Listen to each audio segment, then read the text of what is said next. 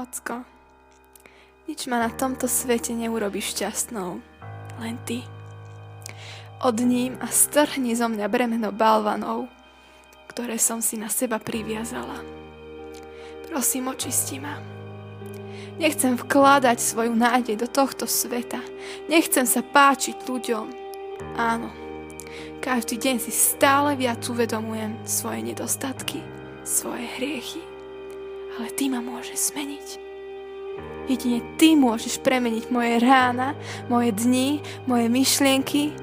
Môžeš premeniť moje zmýšľanie a moje pohľady. Preto dnes sa ti odovzdávam. Chcem vykopnúť zo svojej mysle každú skrytú ohavnosť a skazenosť, túžbu po tomto svete, všetko, za čo sa hanbím. Nechcem žiť život, za ktorý sa hanbím. Vysloboď ma, ó kráľu, ako uväznené holube v zlatej klietke. V klietke tohto sveta, mojich žiadostí, ktoré sa lesknú a ligocú na vonok, ale berú moju slobodu, ktorú si mi ty dal. Ty máš všetkú vládu a moc. Ty vládneš na veky. Tak osloboď svoju dcéru, osloboď svojho syna. Pretože ja túžim tancovať pred mojim kráľom, prinášať mu radosť, slúžiť a slúžiť s jeho srdcom, poznať ho, robiť, ako mi sám Pán nariadi, čo mi môj ocko povie. Tvoje deti sa chcú radovať z vecí svojho otca.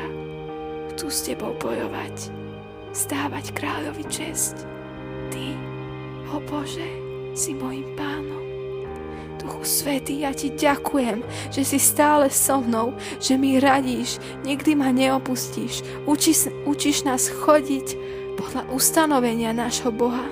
Drahý Ježiš, môj najlepší priateľ, ďakujem ti, že dnes ma tvojou krvou vyslobodíš z tejto klietky.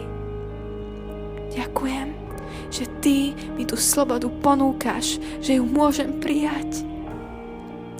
Tvoja dokonalá láska ma prekryje tvojou milosťou a odteraz ti chcem slúžiť. Tak vidť ma dnes, naplň ma. Nechcem viac v klamstve ísť a padnúť do pasce, do hriechu, ale v slobode kráčať. Nech každý pozná a vidí, čo si pre mňa urobil. A tak tu stojím v slzách s jednou prosbou. Nechcem viac žiť život premárnený. Urči moje smerovanie, odstrihni mi putá, ktoré ma nepustia ďalej, berú moju slobodu a zaberajú výhľad na teba.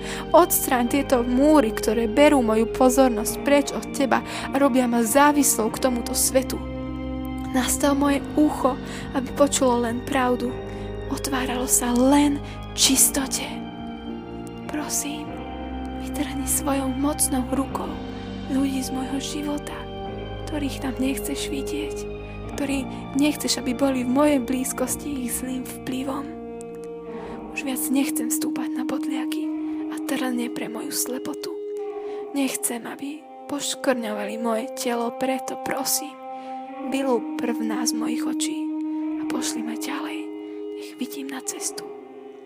Viem, že ty pozbieraš každú jednu moju slzu a aj počas tohto boja a liečenia a hojenia budeš pri mne stáť ako môj ocko.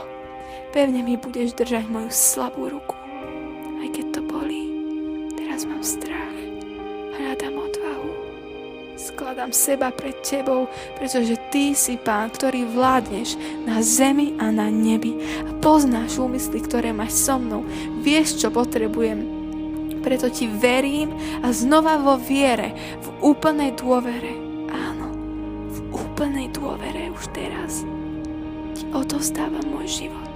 Zober si ho, kričím na teba, tu som, Otče, tu som. Tak očisti moju myseľ. Nech už viac nestačí, ak mi umieš len ruky. Prosím, okúp ma celú do čistoty a potom vylej svoj olej na mňa. Chcem vniesť tvoju vôňu, Duchu Svätý, do tohto sveta. Viem, že ma počuješ, veď ty si mi stvoril uši a viem, že ma vidíš, veď ty si stvoril moje oči.